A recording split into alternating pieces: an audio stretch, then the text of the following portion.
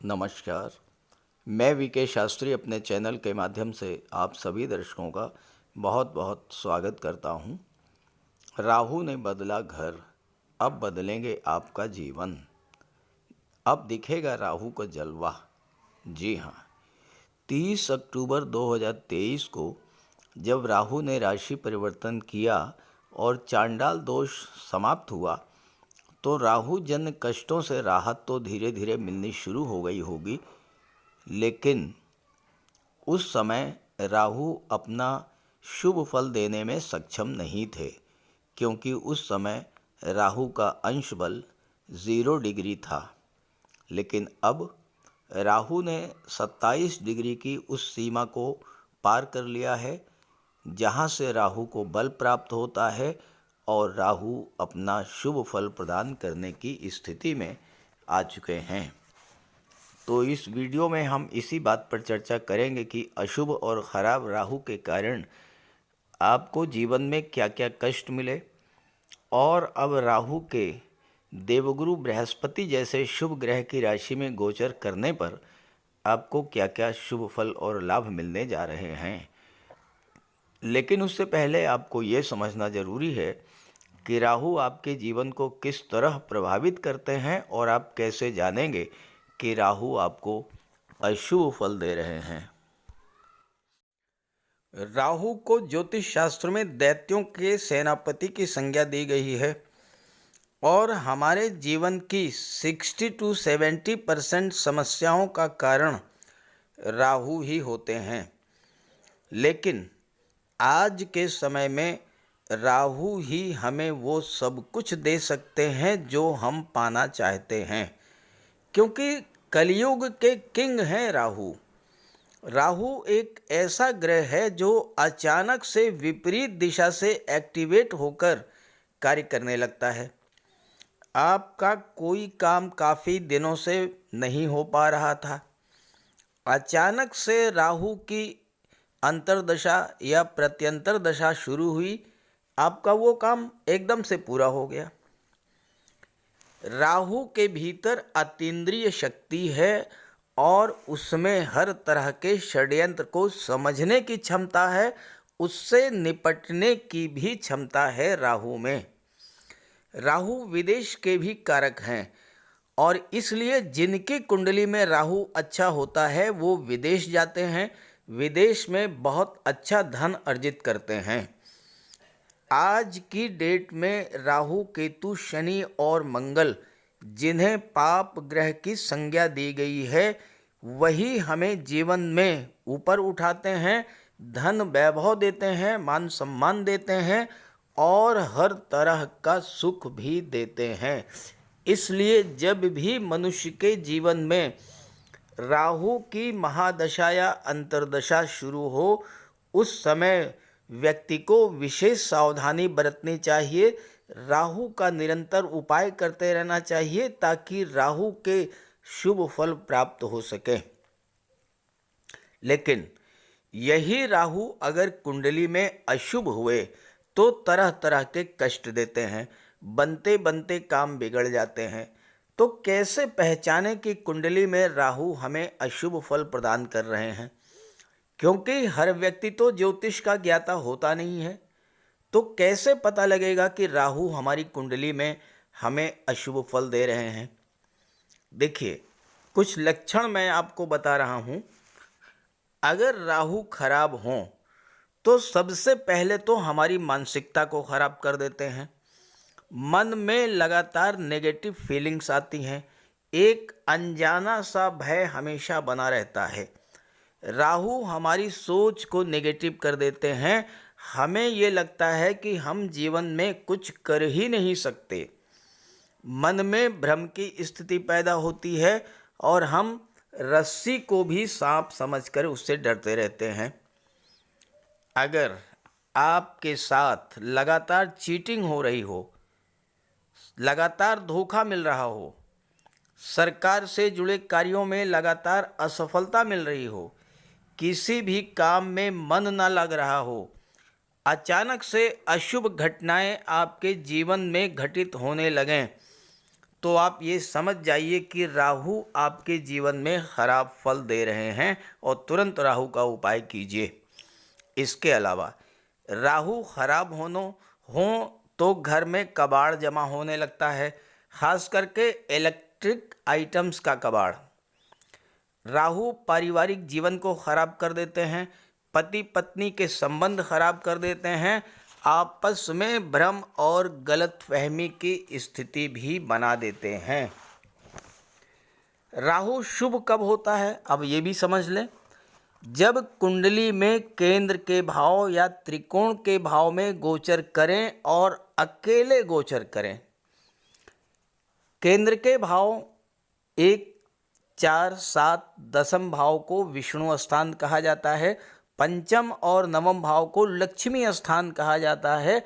और अगर राहु इन भाव में अकेला ही गोचर करे तो राहु अपनी महादशा, अंतर्दशा या प्रत्यंतर दशा के दौरान अत्यंत शुभ फल प्रदान करेंगे और आपको रंक से राजा भी बना देंगे।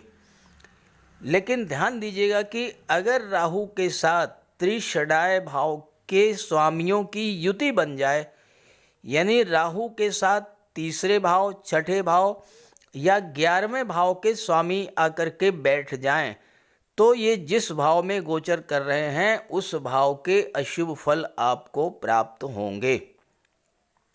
लेकिन ध्यान दीजिएगा, कुंडली का दशम भाव इसका अपवाद है। दशम भाव में राहु हो और उनके साथ त्रिषडाय भाव के स्वामी भी बैठे हों, तब भी राहु शुभ फल ही देगा। तो इसी आधार पर विश्लेषण करेंगे कि अलग अलग राशि के जातकों को महाबली राहु क्या फल प्रदान करेंगे। तो ये है मिथुन राशि के जातकों की कुंडली। राहु का गोचर आपकी कुंडली में दशम भाव में है, देवगुरु बृहस्पति की राशि में, शनिदेव भाग्य के भाव में और देवगुरु एकादश भाव लाभ के भाव में गोचर कर रहे हैं।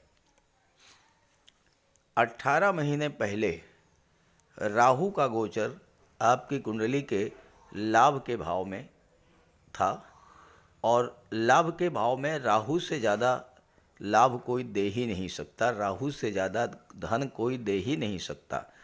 लेकिन यहाँ पर राहु का गोचर अपने प्रबल शत्रु मंगल की राशि मेष राशि में था और इसलिए राहु शुभ फल नहीं दे पा रहे थे। और 22 अप्रैल के बाद गुरु राहु का चांडाल दोष भी बन गया। इस कारण एकादश भाव का लाभ आपको नहीं मिल पाया। कुंडली का 11वां भाव जितना मजबूत होता है, जितना अच्छा होता है, उतना ही आपकी आर्थिक स्थिति मजबूत होती है। लेकिन राहु ने आपको कोई लाभ नहीं लेने दिया। आर्थिक स्थिति लगातार खराब होती गई। स्थिति यहाँ तक आई होगी कि एक एक पैसे के लिए आपको तरसना पड़ा होगा और खर्च इतने बढ़ गए होंगे कि हो सकता है कि आपको कर्ज भी लेना पड़ा होगा।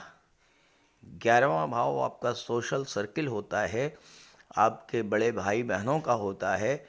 आपका सोशल सर्किल भी प्रभावित हुआ होगा। आपके अपनों ने ही आपका साथ छोड़ दिया होगा, भाई बहनों को कष्ट मिला होगा और जो लोग जॉब में थे उन्हें उच्च अधिकारियों से लाभ नहीं मिला होगा। लेकिन अब राहु 11वें भाव से हट चुके हैं और 11वें भाव में देवगुरु बृहस्पति का गोचर है अपने मित्र की राशि मंगल की राशि में। गुरु धन के कारक होते हैं और धन लाभ के भाव में बैठे हैं, तो 11वां भाव मजबूत होगा और 11वां भाव जब मजबूत होगा तो आपकी आर्थिक स्थिति भी मजबूत होगी। आपकी इनकम में ग्रोथ देखने को मिलेगी, आपकी आय बढ़ेगी। आय के साधन जो बंद हो गए थे एक बार फिर से शुरू होंगे। आपके फ्रेंड सर्किल का आपको लाभ मिलेगा, भाई बहनों का भी सहयोग मिलेगा। और सबसे बड़ी बात कि जो आर्थिक संकट आपके जीवन में आया था, वह आर्थिक संकट समाप्त होगा। 11वें भाव में गोचर करते हुए राहु की दृष्टि कुंडली के तीसरे भाव पर पड़ी, अपने शत्रु सूर्य की राशि पर। और शत्रु राशि पर दृष्टि पड़ने से तीसरे भाव के अशुभ फल आपको प्राप्त हुए होंगे। भाई बहनों से, मित्रों से, पड़ोसियों से आपके संबंध खराब हुए होंगे। आपके अंदर आलस्य, थकान, काम को टालने की प्रवृत्ति ये बढ़ी होगी। बिला वजह की यात्राएं आपको करनी पड़ी होंगी और वो यात्राएं आपके लिए कष्टकर रही होंगी। जो लोग सोशल मीडिया से, ऑनलाइन प्लेटफॉर्म से संचार माध्यमों से जुड़े हुए थे, जो लोग फिल्म इंडस्ट्री, मॉडलिंग या टीवी सीरियल से जुड़े हुए थे, उनके लिए भी राहु की दृष्टि अच्छी नहीं रही होगी। उनके भी कार्य व्यवसाय में निरंतर उठापटक की स्थिति देखने को मिली होगी। लेकिन अब राहु की दृष्टि तीसरे भाव से हट चुकी है और देवगुरु की दिव्य दृष्टि तीसरे भाव पर पड़ रही है, अपने मित्र सूर्य की राशि पर। तो अब आपके पराक्रम पुरुषार्थ में वृद्धि होगी, आपके ज्ञान में वृद्धि होगी, भाई बहनों का सहयोग मिलेगा, यात्राओं से लाभ मिलेगा। साथ ही साथ जो लोग फिल्म इंडस्ट्री, मॉडलिंग या टीवी सीरियल्स, सोशल मीडिया से जुड़े हैं, उनके लिए भी इस समय लाभ के नए नए अवसर प्राप्त होंगे। सबसे बड़ी बात ये होगी कि जिस कार्य में भी आप हाथ डालेंगे, जिस कार्य को भी अब आप शुरू करेंगे, उस कार्य में आपको सफलता मिलेगी। एकादश भाव में गोचर करते हुए राहु की सप्तम दृष्टि पंचम भाव पर पड़ी। पंचम भाव संतान का होता है, शिक्षा का होता है, लव रोमांस का होता है और लॉटरी, शेयर, सट्टे से लाभ का होता है। जो लोग स्टॉक मार्केट, शेयर मार्केट से जुड़े हुए हैं, उनको कई बार अचानक से बहुत बड़ा नुकसान झेलना पड़ा होगा। हालांकि लगातार ऐसा नहीं हुआ होगा, कभी कभी लाभ भी हुआ होगा, बीच बीच में अप डाउन्स होता रहा होगा, लेकिन कुल मिलाकर के ओवरऑल आपको नुकसान ही हुआ होगा। जहाँ तक संतान और शिक्षा की बात है तो छात्रों के लिए भी अशुभ राहु की दृष्टि अच्छी नहीं थी। छात्रों का मन पढ़ाई से दूर हटा होगा, पढ़ाई बाधित हुई होगी और मन में भटकाव की स्थिति बनी होगी। लव रिलेशंस के लिए भी राहु की दृष्टि गलतफहमी, शक, संदेह पैदा करने वाली रही होगी। लव रिलेशंस में भी दूरी बनी होगी और साथ ही साथ संतान से भी आपको दूर रहना पड़ा होगा, चाहे वो वैचारिक मतभेद के कारण, चाहे शिक्षा, नौकरी, व्यापार के सिलसिले में दूर जाने के कारण संतान आपसे दूर रही होगी, दूरी बनी हुई होगी। लेकिन अब और इसके अलावा पंचम भाव पर राहु की दृष्टि पड़ने से पेट संबंधी रोगों से भी आपको पीड़ित होना पड़ा होगा। अब राहु की दृष्टि पंचम भाव से हट चुकी है। देवगुरु बृहस्पति की दृष्टि पंचम भाव पर पड़ रही है और गुरु पंचम भाव में अति विशिष्ट कारक होते हैं। तो छात्रों के लिए, संतान के लिए, शिक्षा के लिए ये समय बहुत अच्छा रहेगा। छात्रों को सफलता मिलेगी, संतान का लाभ मिलेगा, संतान की ओर से कोई शुभ समाचार आपको मिलेगा। जो लोग लॉटरी या स्टॉक मार्केट या शेयर मार्केट से जुड़े हुए थे, उनको जो नुकसान हुआ था उस नुकसान की अब भरपाई शुरू होगी। अब उन्हें लाभ मिलना शुरू होगा। साथ ही साथ लव रिलेशंस में जो दूरी बनी थी वो दूरी समाप्त होगी। और चूंकि देवगुरु सप्तम के भी स्वामी हैं तो अब आपके विवाह का भी प्रबल योग बनेगा। एकादश भाव में गोचर करते हुए राहु की नवम दृष्टि कुंडली के सप्तम भाव पर पड़ी। सप्तम भाव जो है ये विवाह का होता है, व्यापार का होता है, दाम्पत्य सुखों का होता है, पार्टनरशिप का होता है, आपकी डेली इनकम का होता है। बीते 18 माह में राहु ने आपके दाम्पत्य जीवन में गलतफहमी, शक, तनाव की स्थिति पैदा की होगी। पार्टनरशिप में व्यापार था, आपको धोखा मिला होगा, धन हानि हुई होगी, आपका पैसा फंस गया होगा। जो लाभ आपने सोचा था वो मिलना तो दूर, उल्टे आपको बहुत बड़ा नुकसान भी हुआ होगा। आपके अपने ही लोगों ने, मित्रों ने, पार्टनर ने आपके साथ चीटिंग की होगी।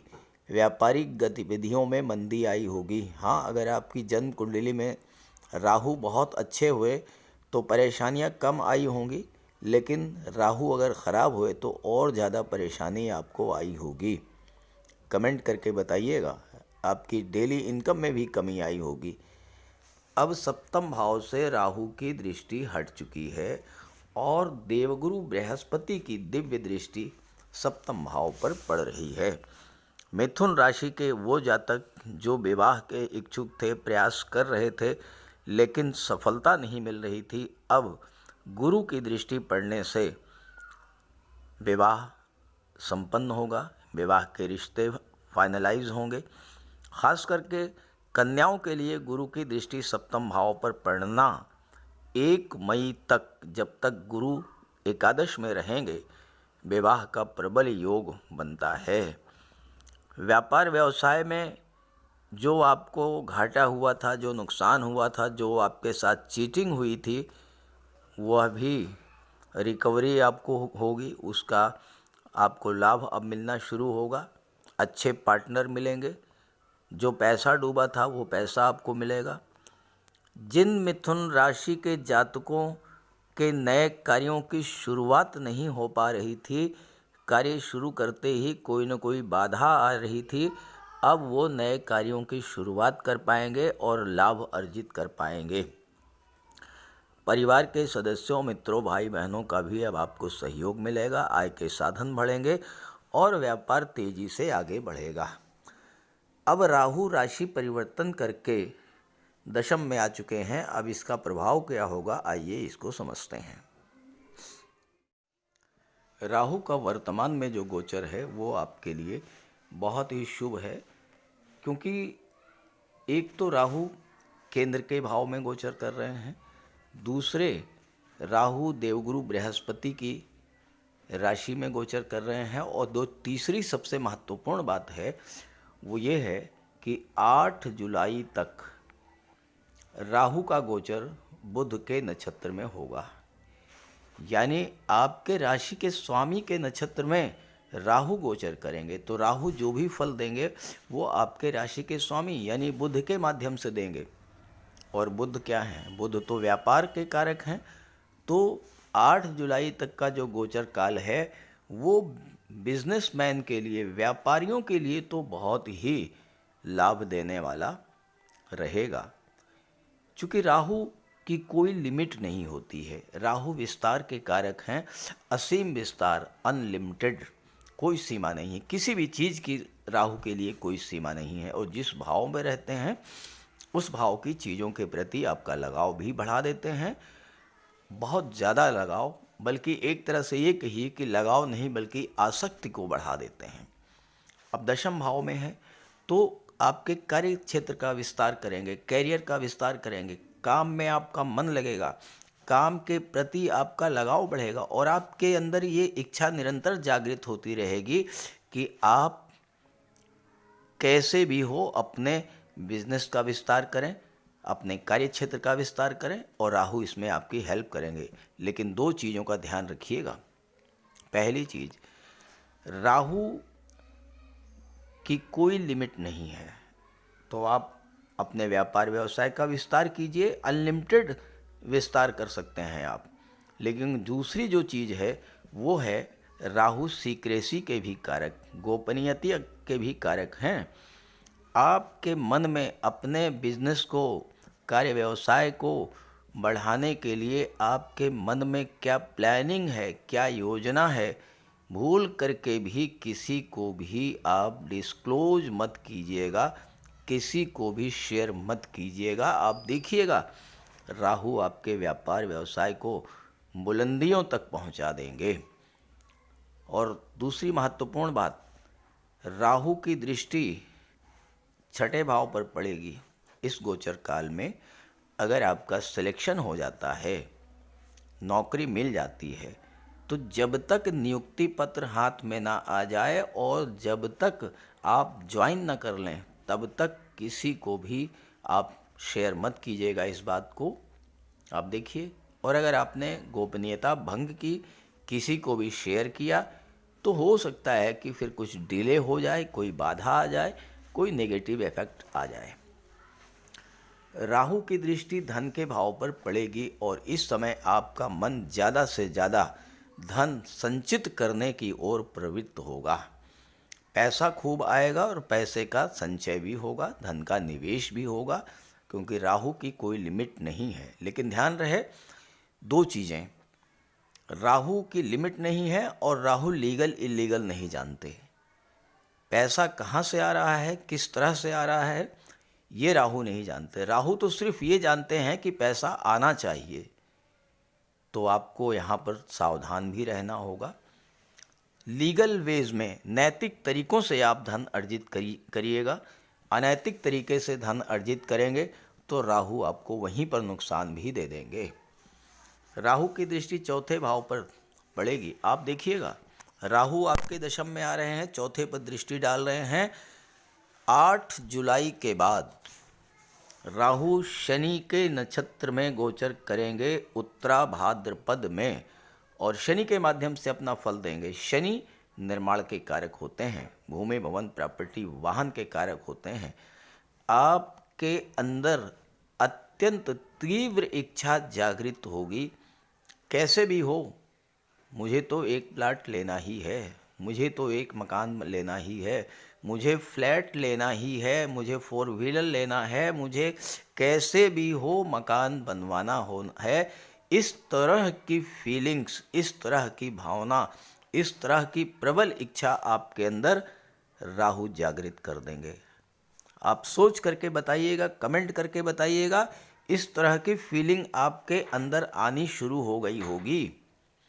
और आप देखिएगा 8 जुलाई के बाद शनि और राहु दोनों मिल करके आपकी इस इच्छा को हर हाल में पूरा जरूर करेंगे। लेकिन यहाँ भी ध्यान रहे, नैतिक तरीकों से कार्य करना है।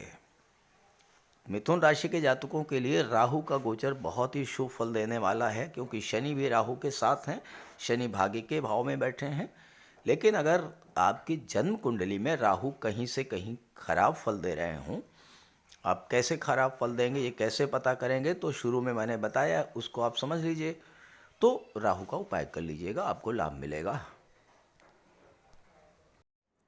जीवन में परेशानियां बढ़ रही हों, संघर्ष बढ़ रहा हो, अचानक से आपके जीवन में नकारात्मक घटनाएं घटना शुरू हो जाएं, अचानक से आपको धन हानि शुरू हो जाए, परिवार में कलह शुरू हो जाए, बीमारियों से, रोगों से आप परेशान होना शुरू कर दें, तो आप ये समझ लीजिए कि राहु खराब फल दे रहे हैं।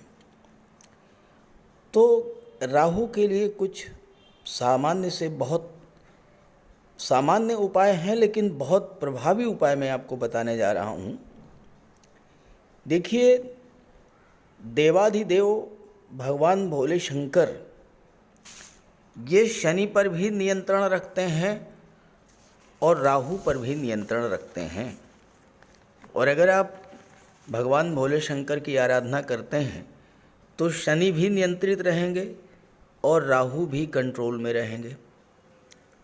तो राहु के लिए आप सोमवार और शनिवार के दिन जल में काला तिल मिला करके शिवलिंग पर अर्पित कीजिए। भगवान भोले शंकर की आराधना कीजिए। राहु के नेगेटिव फल मिलना बंद हो जाएंगे। इसके अलावा दुर्गा सप्तशती में कहा गया है, छाया रूपेण संस्थिता या देवी सर्वभूतेषु छाया रूपेण संस्थिता। तो माता दुर्गा जो हैं वो छाया का रूप हैं और राहु भी छाया हैं, शनि की छाया। तो माता दुर्गा की आराधना करने से, दुर्गा चालीसा का पाठ करने से भी राहु शांत होते हैं। और इसके बाद स्नान करने के बाद प्रतिदिन 108 बार राहु का बीज मंत्र ओम रांग राहवे नमः, ओम रांग राहवे नमः 108 बार जप करने से राहु के अशुभ प्रभाव में कमी आती है। स्नान करने के जल में कुश डालकर स्नान करने से भी राहु नियंत्रित होते हैं। और शनिवार के दिन सुबह पीपल के वृक्ष में जल चढ़ाने से और शाम को घी का दीपक जलाने से भी राहु नियंत्रित होते हैं। और इसके अलावा पक्षियों को बाजरा डालने से भी राहु पर नियंत्रण पाया जा सकता है। और इसके अलावा अगर आपको राहु विशेष कष्ट दे रहे हों तो शनिवार के दिन एक नारियल, 11 बादाम एक काले वस्त्र में लपेट करके अपने सिर के चारों तरफ 7 बार उतार करके जल में प्रवाहित कीजिए। राहु को देवगुरु बृहस्पति कंट्रोल करते हैं। तो राहु को कंट्रोल करने के लिए देवगुरु को बलवान कीजिए। और देवगुरु तो गुरु हैं, शिक्षक हैं। अपने गुरु की, अपने पिता की, वृद्ध जनों की सम्मान कीजिए, उनका आशीर्वाद प्राप्त करते रहिए। गुरु को बल मिलेगा, राहु पर नियंत्रण होगा। और इसके अलावा राहु ससुराल पक्ष के कारक होते हैं। तो अगर राहु खराब हैं तो भूल करके भी ससुराल पक्ष से संबंध खराब मत कीजिएगा। तो ये छोटे छोटे उपाय हैं। और इसके अलावा गोमेद भी धारण किया जा सकता है, लेकिन किसी योग्य ज्योतिषी की सलाह लेकर।